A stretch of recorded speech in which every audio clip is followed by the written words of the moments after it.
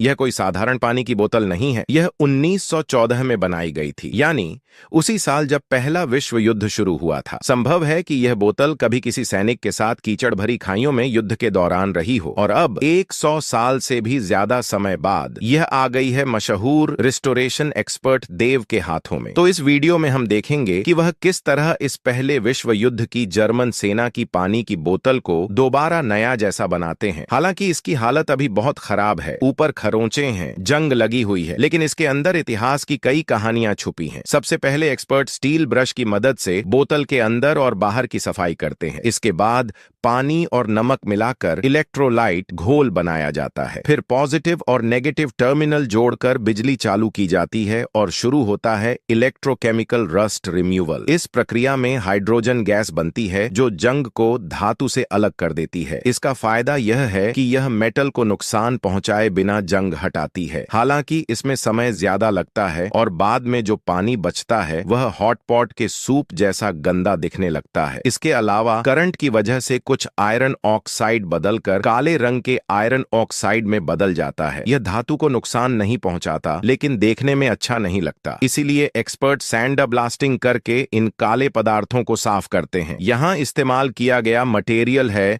White corundum. अब sand blasting के बाद आखिरकार बोतल का असली रूप दिखाई देता है, लेकिन इसकी हालत देखकर बस 4 शब्द निकलते हैं, चारों तरफ छेद ही छेद। इतने छेद हैं कि मजाक में कहा जा सकता है कि इससे तारे भी देखे जा सकते हैं। इसके बाद एक्सपर्ट बोतल के दबे हुए हिस्सों को सीधा करते हैं और इसी दौरान पता चलता है कि गहरे गड्ढों में अभी भी जंग छुपी हुई है। इसलिए वह रस्ट कन्वर्टर सॉल्यूशन का इस्तेमाल करते हैं जो गहरी जंग को एक स्थिर काले ऑक्साइड में बदल देता है। फिर स्टील वायर व्हील से किनारों को घिसकर चिकना किया जाता है ताकि आगे की मरम्मत और वेल्डिंग के लिए तैयारी हो सके। अब बारी आती है छेद भरने की। पहले टिन सोल्डर से मरम्मत करने की कोशिश की जाती है, लेकिन बोतल का निचला हिस्सा बहुत ज्यादा जंग खा चुका होता है, इसलिए यह तरीका काम नहीं करता। इसलिए एक्सपर्ट एक नया तरीका अपनाने का फैसला करते हैं। सबसे पहले नीचे का हिस्सा समतल बनाया जाता है और साफ किया जाता है। इसके बाद बोतल के नीचे फाइबर ग्लास की एक नई परत लगाई जाती है। यह वही तकनीक है जो अक्सर कारों और नावों की मरम्मत में इस्तेमाल होती है। फाइबर ग्लास की परतों को खास रेजिन से भिगोकर